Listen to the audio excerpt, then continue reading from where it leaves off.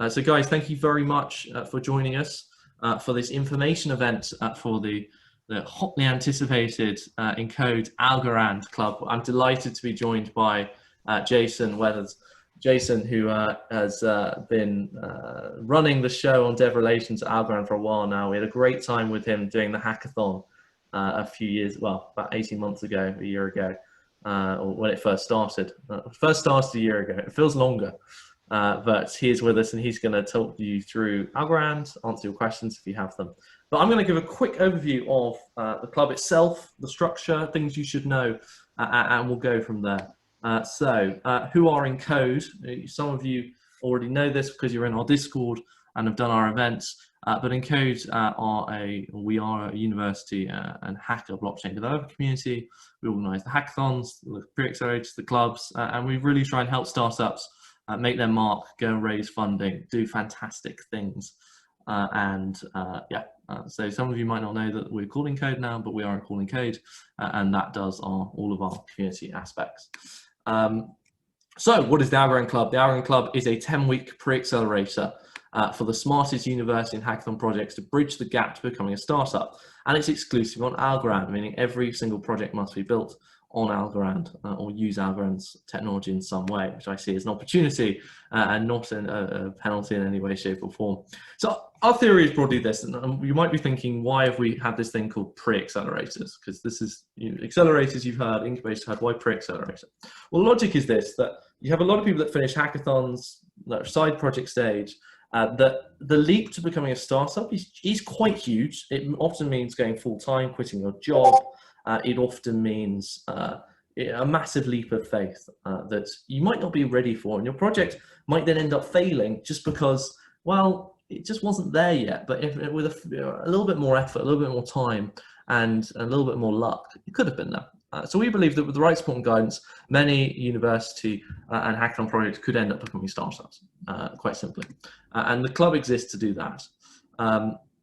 Why are we doing this Algorand? So this is a terribly organized piece of the thing of pictures. This demonstrates my lack of graphic design ability. But Algorand, first and foremost, were our fantastic partners in the Future Blockchain Hackathon that finished a few months ago in April. It ran for over 3 months, 4 months, in fact, given COVID. And they were extremely popular in it. Here's some pictures of some weird pictures of people meeting in public. Oh my God, when that used to happen, and eventually ran. But they were extremely popular in the hackathon. And what we really wanted to do is take the momentum that was generated there and take some of the best projects and the interest they generated and do a dedicated program for early stage projects to try and bridge the gap and become startups. Help your projects go further. More importantly, though, Algorand's technology is quite second to none. It is the brainchild of Sylvia McCarley, who's a Turing Award winner. And if you ask anyone in the cryptography space or Chomsky space, they will very much recognize his name and be in slight admiration. But I'll leave Jason to tell more about Algorand from a technology point of view. But you're really working with a top class piece of kit. I missed a slide, so I want to go straight to this slide. So this is where the club sits. So if you have a passion project, a hackathon project, a research project, but you're not ready to go full time, this is the big thing. You're not ready to spend all your hours on this, quit your job, quit your studies for it. You need something that's going to keep the momentum going, keep supporting you during that phase where it's still a side project ultimately. Maybe it's still your main focus, but fundamentally it's a side project. This is where the club sits. And it's to get you to that stage where you can raise money, be a full-time startup, really go for it, get your first users, get your first funding. So we want the club to really help you, nurture you to this next stage. It's open to anyone, preferably have an idea, a project you're already working on, so we can see the potential. But if you are just super smart, and you just have some vague idea, you've got no MVP, you haven't won a hackathon, you haven't done anything, we will still consider you because we want the smartest people in this program. You need to already have a team. It's not like a hackathon, we can find a team. We want the finished product in terms of teams. A team can be one person, but we want you to know who your team is before you start. In some small cases, if you come to me and say, Anthony, look, I love Algorand, you know I'm super smart, please can you find me someone because I think it'd be in my interest, of course we'll help. But in general, I want you to already have your team sorted when you apply. And of course, you cannot have received funding for this, and you're able to commit to the program. It's not a huge amount of work, but it's a lot of work. So there are workshops every week, mentorship sessions every week. We're expecting you to seriously develop the project every single week and really engage with the support we have available to you. So this means that you will be spending a lot of time on it. But for those that have a good project, they're already spending a lot of time on it. So this fits in quite nicely. So the program itself, we're going to select 3 to 10 projects. It's going to last 10 weeks. You will receive a £4,000 grant paid in Algos for participating. This I kind of work out is effectively the value of your time for attending the workshops and the mentor sessions or the one-on-one sessions every week is brought for the 10 weeks. Clearly, this was not the formula we chose, but you can kind of think of it like that. You can spend it on server cost, you can spend it on rent, I don't mind, but it's just a little token to kind of help you along your way. Every week there is a workshop, an important workshop. Every week there's a one-to-one session. You have to attend these. We'll be very, very annoyed if you do not. We'll also bring in entrepreneurs, investors to come and speak to you, to engage with you. And in the workshops, what we'll do is we'll teach you how to be a startup. So there'll be the technical side, which Algorand will add, but we're going to really help you work out how you're going to shape your product to go to market. How do you get funding? How do you get users? How do you do the branding? What mentality should you have week by week when you're building? Because there are common mistakes that a lot of people make at this early stage, which end up being very costly, that if you just learn them, they're very easy to do. Little things like always be showing progress every week. Every time you speak to someone important, investor, a mentor, someone, always making progress. It's something no one ever kind of teaches you, but if you're standing still, investors often will count that against you and say, well, they're not delivering. Or little gems we try and bring to you along the way. It's also a private Discord, and like Discord chats everyone's in a Discord chat these days, but this will be your private Discord with all the teams that are participating in the program, with Algorand, with us. And I know from personal experience, it's a great place of camaraderie, a great place of development support. I suspect we'll be exchanging messages pretty much every few hours. Yeah, it's a nice perk of I think one of the nicest perk of this is not the grant money, it's not the support, it's having a load of teams with you at the same stage who you can work with and can help you out. I can say from personal experience, when I was at Oxford, I was in an accelerator. It's more like a pre-accelerator, and I had a shitty startup, and my friend also had a shitty startup, and we both ended up not doing our startups. But the most valuable thing I took from that is that the guy who was doing the other shitty startup is now my best friend, and I'm sure we'll probably end up doing a startup together eventually, or some project or anything. But the relationship I formed there was actually more important even than the projects we were doing themselves. I saw countless people also find people to employ, find co-founders, etc. So I think there are some soft benefits that will come just by being in a group together, helping each other. And the last thing as well is, if Algorand is a great choice to make, especially with gas costs in this world with Ethereum, but you're not really going to get as much help from Algorand outside of this club.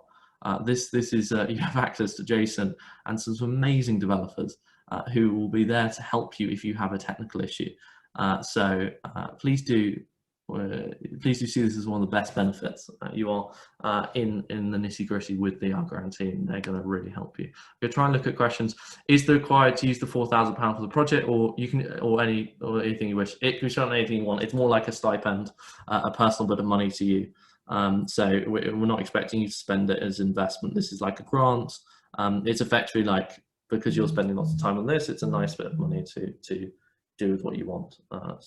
Again, use it to pay some costs, pay rent, I don't mind. If you want to spend it on the project, you can, but it's a token gesture. Ahmad says, is it possible to launch a product on Algorand using private net? Oh, where did that question go?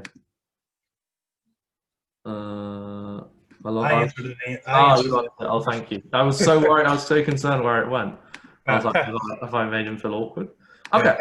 So let's, where are we? So workshops, I'm not going to go through this now. This is an example of what we covered every week. Workshops last an hour and a half every week. They always involve we ask you to kind of share your progress, and then we do a lecture, answer questions, and usually do something social like a game at the end. But you can kind of see the type of things that we're going to be doing over the course of the Algorand Club. Key dates. So on Sunday, the 23rd of August, which is this Sunday, you need to apply by. There is a very simple application form. It's in this slide deck. I will send it afterwards as well. It's also widely online. So it's a very simple form. You put your idea, you put your team background. If you've got an example of what you've built, a product demo, you also attach that. Then next week, or in a pretty short period of time, we're going to decide who the teams are, roughly by next Thursday. And then we will tell you next Thursday if you're participating. And from the 31st will be the start of the club. We're going to move very, very fast here. The first session will not be on the 31st. I suspect the first session will be towards the end of the week or commencing the 31st. But we will really try to go very quickly. And that will be on the 10-week start, and it ends all in mid-November with a presentation event. So yeah. And I want to say it's not our first radio. We've just done one with Thundercore, which is why I can speak with such confidence in this program. Half the teams raised funnel and funding of the 8. I put it here, but the best thing was the camaraderie, honestly. It was just amazing fun to work with the guys every day or every week, well, pretty much every day, and helping them kind of build their projects, build their apps, build their startups. And I've pasted a link to, actually, I know he's on the call, Fox. Fox ended up getting he built 2 apps in less than 10 weeks, both of which then went on to get users on Thundercore's wallet. And I know they were extremely pleased. So you have to apply by end of play this Sunday. There is a link. Obviously, you can't really click it now because this is me showing my screen, but when I share the slides, you can. And now I want to hand over to Jason, who is Senior Director, Developer Relations at Algorand. He's going to tell you all about Algorand, answer all your questions if you have them. And I'm going to hand over to you now, Jason. Take it away. Thank you, Anthony. I appreciate it. Hope everyone's doing well today. Let's see if I can. Oh, you got to let me share the screen there. Okay. Try now. Yeah, I got that thing. Right. Can you see my screen? Is that good? Yeah. Okay. All right. Well, as Anthony said, and I want to thank Anthony for this opportunity. It's always fun to work with him. I want to talk. I know a lot of you. I'm familiar with several of your names that have already been working on Algorand. And what I'm going to do here is I'm not going to go. I'm going to walk through mainly what are some of the layer 1 features that you're going to probably be most interested in to build applications. So I'm not going to get into consensus or any of the how we settle blocks or any of the infrastructure associated with it. What all I'm going to do is be discussing, hey, how do you build an application? Let's talk about the features required to do that. All right, so we'll go ahead and get started. Now, this is the obligatory why Algorand slide, and this is some of our key benefits to applications, right? Obviously, we're a pure proof of stake consensus. That means no proof of work, means we're fast, efficient, and we're set up to scale to billions of users. Our transaction speeds are currently at 1,000 TPS, and our block times are less than 5 seconds. And the most powerful thing about that is there are no soft forks, so you get instant transaction finality, and we're approaching point of sale speed there. So you do actual real world transactions with it, and it's cost effective. Every transaction's a fractions of a penny currently, and so those are our primary highlights for the network itself. We think some of the layer 1 features are the most unique things about the blockchain, and we'll talk about those going through here. These are the ones I'm going to discuss today. I'm going to talk a little bit about Algorand accounts, and I'll talk about a new feature that we got called Rekeying. Now, we just literally yesterday released this to mainnet, and it'll take maybe 7-8 days for the entire upgrade process to happen and voting occurs. But all those features should be on, the features that I'm going to discuss today should be on the network starting next week. All right, so we have Rekeying. I'll get into a little detail on that. And then Algorand standard assets, another feature. We'll talk about atomic transfers. And the bulk of the conversation is going to be about smart contracts and what changes we made with them and how they can be used to build applications. So that's the agenda for today. So starting out with Algorand accounts. Algorand has three basic types of account. If you want to think about it from a high level, we have a standard account, which is just a set of keys, and the Algorand address associated with that account is derived from the public key. Then you have a multi-sig account, which is just a group of accounts where you have set a threshold level, and signature authority is required at that threshold. So if I set my threshold for, in this particular case, 2 of those accounts, 2 of 3 must sign every transaction from that account.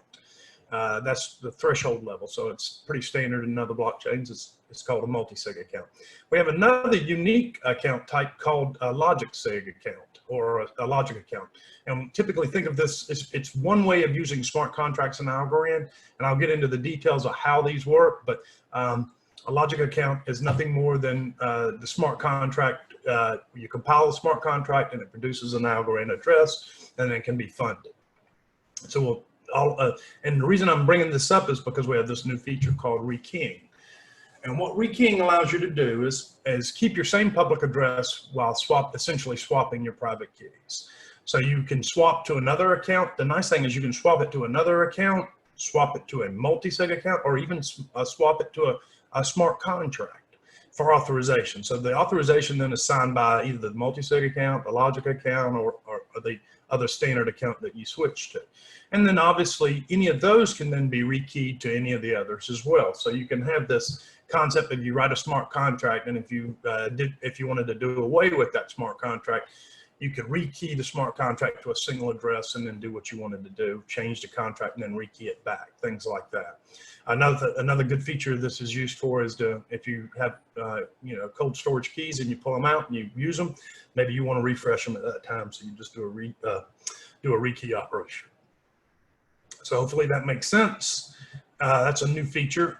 And then another new, well, this isn't new. We've had this one in for about 9 months. This is what we call Algorand standard assets. What these are similar to ERC 20.721 token types, right? With the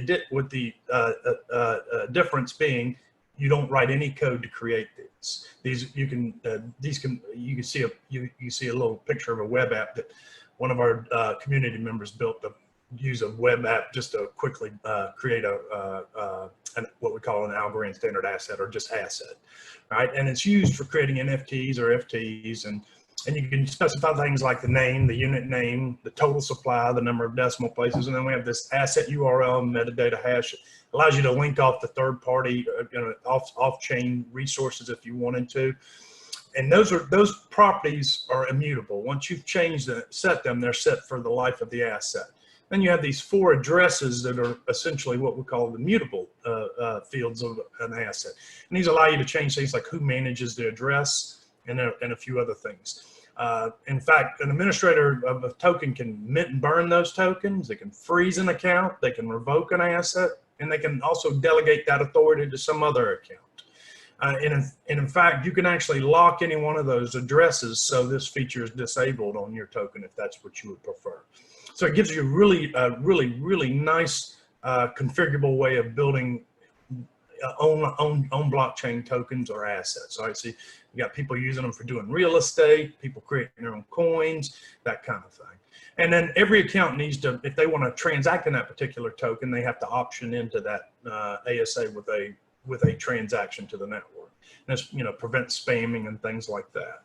So that's what an Algorand standard asset is. And the reason I'm bringing it up is because in some use cases, you're going to find that you're probably going to want to use that for different types of applications, other than just doing the standard create my own token. So and that's pretty quick. No code associated with it. Typically, if it's done on another chain, it's done in code. Another feature we have, and is also most of the time done with an HTLC type contract, is atomic transactions. Like anytime you go to a store and you buy something, it's 2 transactions. You give the money, you get the merchandise, and your central authority is the clerk selling you the item. So in this particular case, with decentralized systems, this becomes a little bit difficult. So what we have this feature called atomic transfers, and these are typically in other blockchains done with some kind of code. In our case, it's built in the layer 1 protocol, where you can group up to 16 transactions, and either they all succeed or they all fail. So in this particular case, person A pays person B 50 algos, and person B sends a concert ticket to person A. And that, if either one of those fails, then both transactions fails. And you'll see that this particular feature is going to be used heavily in smart contracts later. And hopefully it'll make sense when we get into that. All right, so that's atomic transfers. One of the core features for building applications on Algorand is going to be smart contracts. Smart contracts are written in a language called Teal, Transaction Execution and Approval Language. Don't let that scare you. We'll get into a little bit details about it, but you can also write them in Python and compile them to the same language. And I'll show you a little bit of that as well. We have two types of smart contracts now. This is new. We used to just have stateless. Now we have stateless and stateful. Stateless are basically used to approve spending transactions on the network, and I'll get into details of what types of stateless contracts you can create shortly. But now we also have this stateful smart contracts, which allow you to modify global and local storage. So what you do is, for the application, once you deploy it as a stateful smart contract, you get an ID associated with it, and that particular application then has can use up to 64 key value pairs to store certain values on the blockchain itself associated with that ID. Individuals who want to interact with that smart contract have to opt into that contract, and then values can be stored in their local storage. So think about it this way: I could say I want to do a charity application, put it out as a smart contract, and then as every person gives, a total is incremented in global.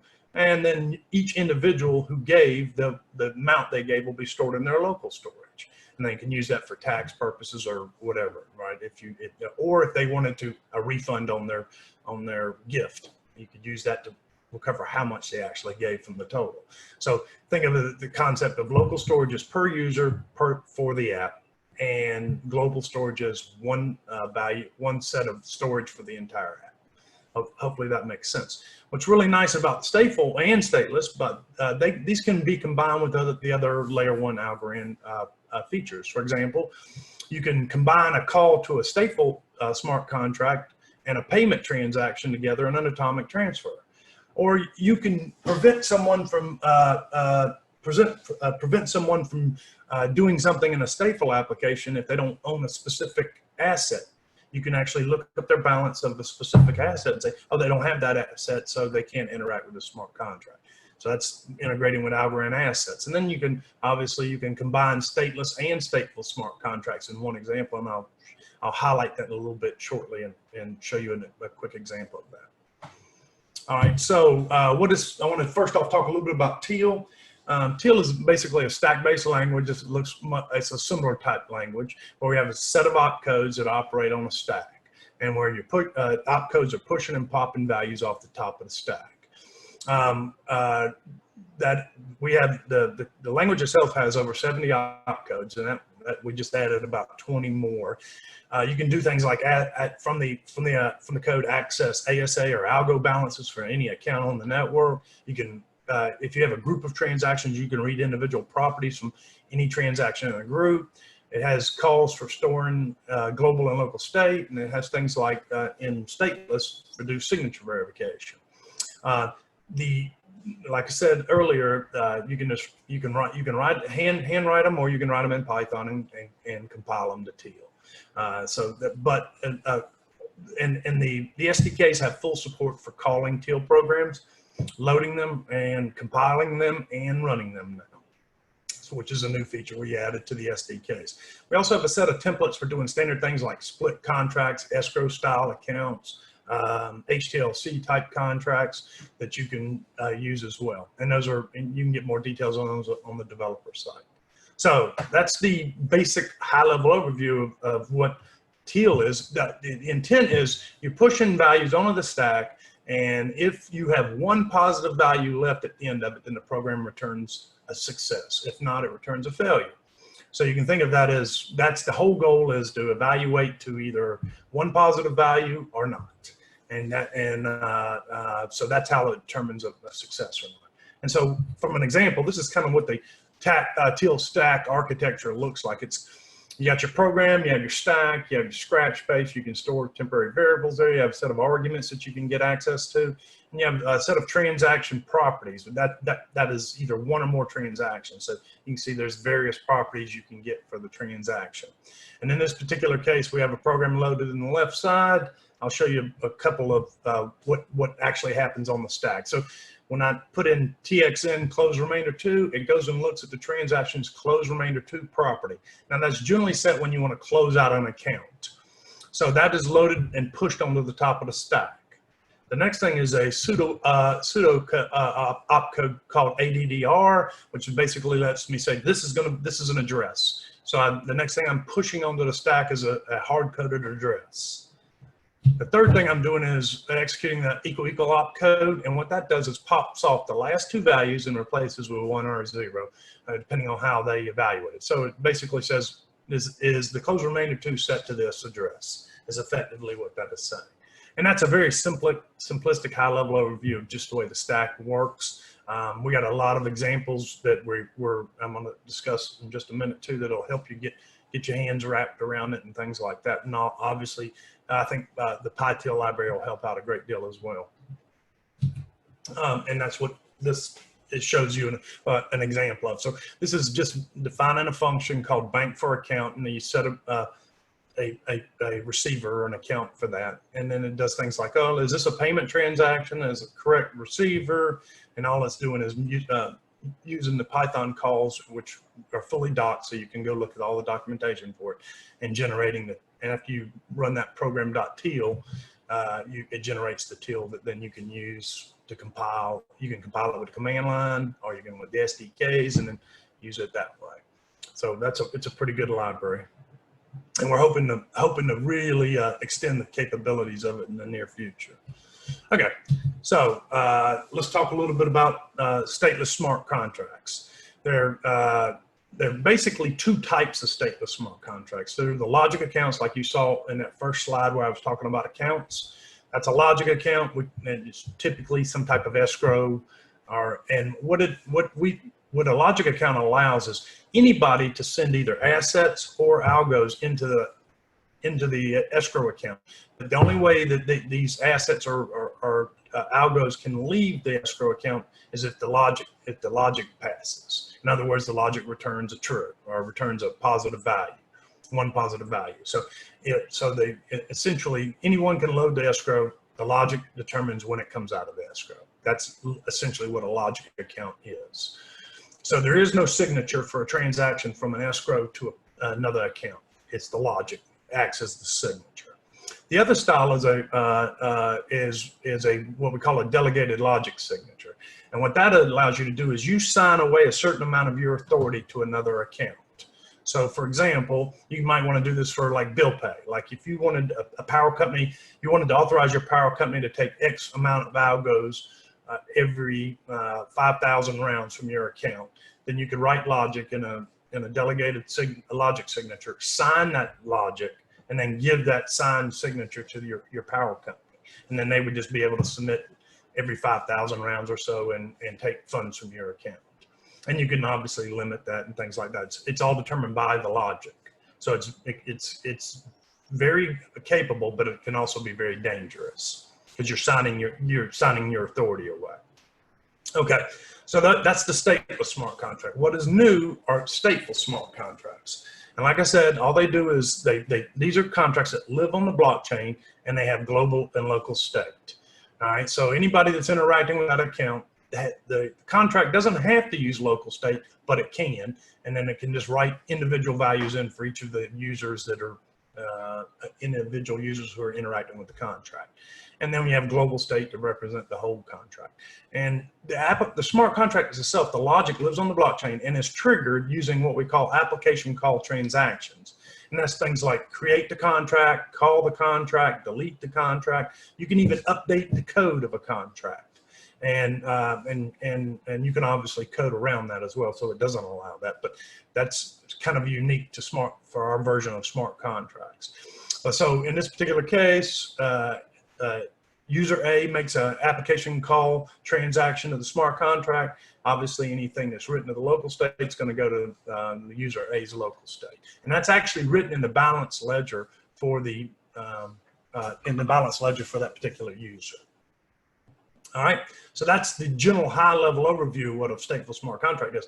Virtually, it's not that the code, most of the opcodes are exactly the same for stateless and stateful. Some opcodes are only valid for stateful, and some opcodes are only valid for stateless, and they're clearly delineated in the documentation that way. But as an example, let me show you what as a typical application might look like.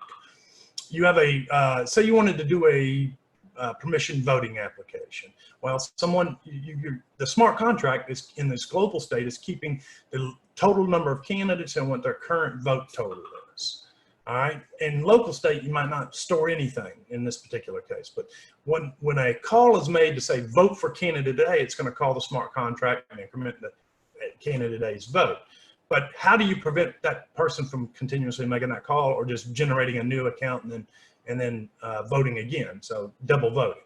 So one way of doing that is to use Algorand ASAs to create a voting token and have some type of central authority, in this case, a voting commission, create that voting token and then give one to every valid voter.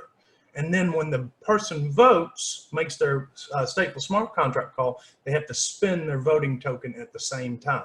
So then you can atomically group both of those operations. And if either one of them fails, they both fail. So for example, if you vote for candidate A, but candidate A ain't running, the contract may return a failure. Well, then both of them will fail. Or if you try to vote without if you have no token to spend, then that'll fail as well. So it's a way of locking people into, it's a kind of a way of using a stateful smart contract to approve spending transactions, if you want to think about it that way. And this is a common pattern you're going to see used all over Algorand type applications. And stateful, excuse me, stateful smart contracts really do form the backbone of building online dApps for the Algorand blockchain. We have a lot of layer one features that have great standalone features, but when you combine them, you can really create some special things. And in this particular case, this is just showing you one way to do that. So as another example, this is, say I wanted to do a crowdfunding type app. Now what a crowdfunding app does is anyone can create a fund and say, I want to set this goal, and this is the fund, I want this fund to go to this particular individual. And then they form it up as a stateless smart contract escrow, like an escrow account. And all the donations go into that escrow account. And you set a certain set of dates in it. If they make the goal by a specific date, the original receiver gets it. If the original goal is not met, then the people who donated originally will get their funds back. So anytime someone makes a donation to the escrow, you call the stateful smart contract and say how much you gave, and then it writes your giving amount into your local storage, and it increments the total given in the global storage. And then as the dates pass, then you have two options. Either the donators would claim their funds if the goal wasn't met, or if the goal was met, then the individual receiver can claim those funds. So let's say user one, in this particular case, a user one, they met the goal and user one's claiming the funds. Well, I'm going to group two calls there. One, a call to the stateful smart contract says, hey, I'm claiming my funds. And then a transaction from the escrow account to the user one. That's how they're receiving the funds. Those have to be atomically grouped. And you can put logic in the stateless and the stateful smart contract to verify that they're grouped. It's a pretty simple procedure for checking the number of transactions that are being submitted at the same time in Teal. So that's using a stateless and a stateful smart contract in the same type of application. It's a little esoteric, and what I will tell you is these two applications are already built. We just published these this morning on the Algorand developer site under the solutions category. If you just search, go to the solutions and search my name, you'll see both of those under there, and you can get a better detailed write-up of how I implemented each piece of the functionality in these two applications. And someone asked earlier, what type of applications are we looking for? We're looking for inventive type applications like that, right? Where they're solving real world problems, obviously, and they're our preference is obviously to people to, because we're using stateful smart contracts that just launched. We definitely want people to make heavy use of them. So those are two example types of applications. Couple other tools that will be available to you as you're working through your building things. We have SDKs for our REST APIs that are written in, you got JavaScript, Python, Java, and Go. There's community SDKs for like things like Rust and C#. So you should have no shortage of SDKs to go use. We have a set of CI tools for like doing all the node management like Go. And then if you want to get started quickly, you can use our sandbox. Or if you want to, we just released a new feature called Fast Catch-up. You can, generally it used to take days to sync a node. Now you can do one in minutes using our Fast Catch-up if you want to.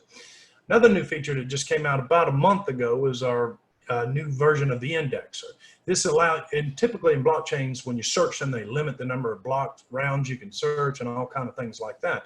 Well, we have a dedicated indexer that you can spin up apart from the node that allows you to do really nice historically based searches and a unique paginated stateless pagination mechanisms to allow you to page through results. So really some sophisticated capabilities built into the indexer for adding searching to your applications. We have both mobile wallets on Android and iOS, and then we have this new tool getting ready to come out in the next couple of weeks called Algo Signer. It's similar to a MetaMask style plugin for Chrome, and that should be out, and it has SDK support too, so you should be able to include that with your web-based type applications. We have community explorers out there. We have APIs as a service. Other wallets are out there, other SDKs, and there's if you go to algodesk.io, there is a online Teal editor and a asset creator if you want to do ASA creation tools. That picture of the app that I showed on the ASA slide is from that particular site. And then there's a tool out there called IDE out there called Algorand Studio Editor. If you want to try that out, it has a lot of capabilities for smart contracts and things like that. So those are some of the developer tools that you can get to. I suggest strongly that we have some very detailed documentation, but we also have solutions and tutorials. Solutions are much more full-fledged type applications, and tutorials are step-by-step. How do I do things? And then use the forums here, please, because when we answer a question on the forums, then we answer it for not just you. We answer it for anybody else who may have that question. It's one of the reasons what we like using them. Additionally, these are some of the links, the forum, the GitHub for Algorand, and obviously our developer portal.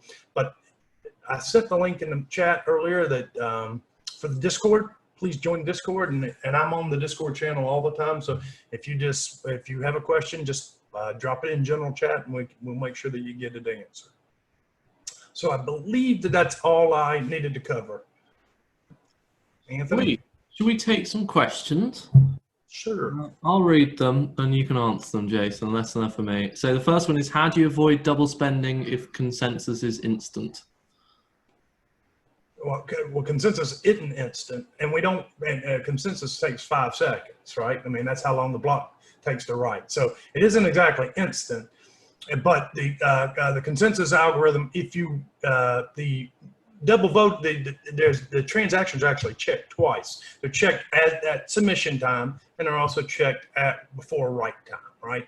And so the logic's already built in there to handle double spending.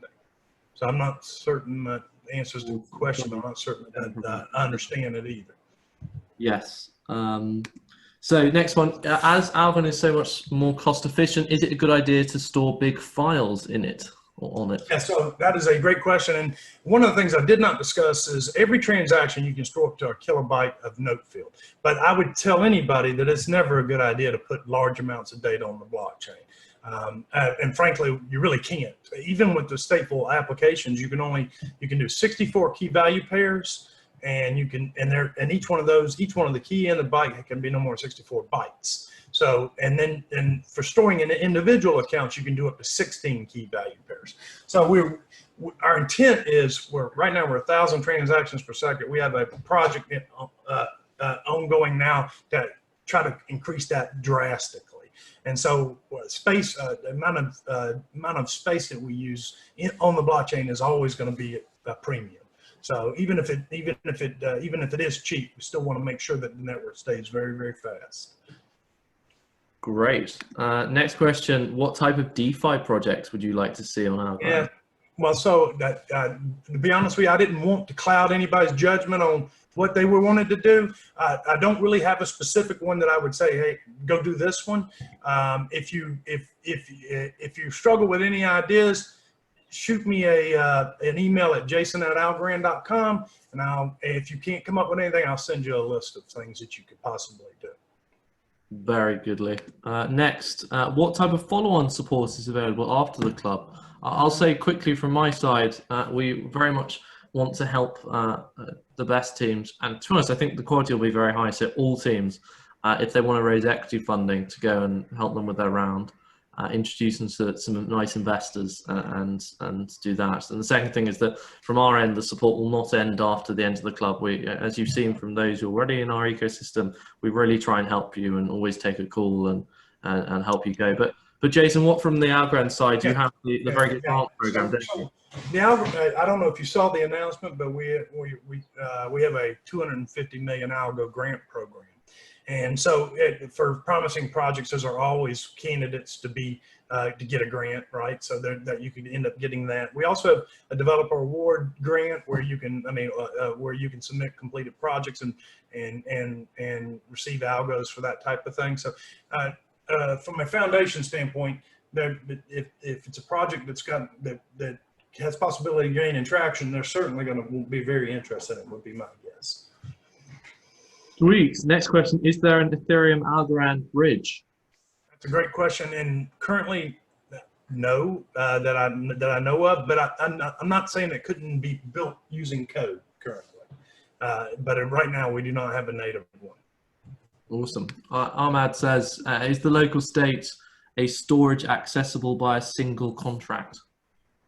Yeah. Well, so I should have made mention of this. No, the local state is stored for that particular contract, but any contract can look up what that's in that local state. So you can do that. But also, one thing I should also say is every application call that you make to a stateful smart contract, you can reference 2 additional smart contracts. So you can say, okay, and what it allows them to do is you can go read their global state within code. You can't change it, but you can read it. And then obviously, same goes. You can with any particular smart contract, you can read other smart contracts' local state for a particular user. And then also you can write up to 5 people's local state, 5 accounts local state within any one call to the smart contract as well. Then that would have to be set. One way you would do that is break that up into sections. There's a section A contract, section B contract, section C contract, that type of thing. You could do it that way, and then break it across. So that's one way of doing it, things like that. But when you come to large list, if it requires a large space, then chances are you're going to have to think about some more inventive ways to handle that. Yes. So Victor says, do you have support for integrations with the graph? Support for the graph I don't know of anything that's integrated with that. No, I think that might just be for ETH and IPFS. Yeah, but we do. I mean, there's a solution out. Somebody showing doing IPFS. Okay. So that you can make those calls. There's nothing, but we don't have a library for it or anything. Yeah. So that for guys that are in the current hackathon that are using IPFS, that might be a nice way to link it in. Dan, I don't know what your question's about. It says, in this example, could they transfer their vote to somewhere else? Yeah, he was like, so when in that particular example, when I showed the voting token, that you could technically send your voting token to someone else and give your vote up. Absolutely. The way that's currently written. Hey, I'm going to share my screen one more time real quick and just point point people somewhere. All right, can you see it? Yeah. All right, so here is the Algorand developer portal. This is the one I was talking about, and it walks through all the steps for you. And then there's, if you just search on that, all you got to do is come to here and go to solutions, and you'll see that one right there. And or just search my name at the top. Sweet. Okay. So, and by the way, the Algo desk one, I wanted to show this too real quick. Algo desk.io. If you look at this, they have this. Let me close this. They have this asset management tool, which you can just, this is just using a hard-coded private key mnemonic right now, but you see these are all assets created. To create one, you just fill out the data and hit create. The other thing they had on that site was this Teal editor, which is pretty cool. So you can take a look at that. So if you wanted to, I don't know if that one's a... Awesome. Russell asked, is the source code available for your tutorials?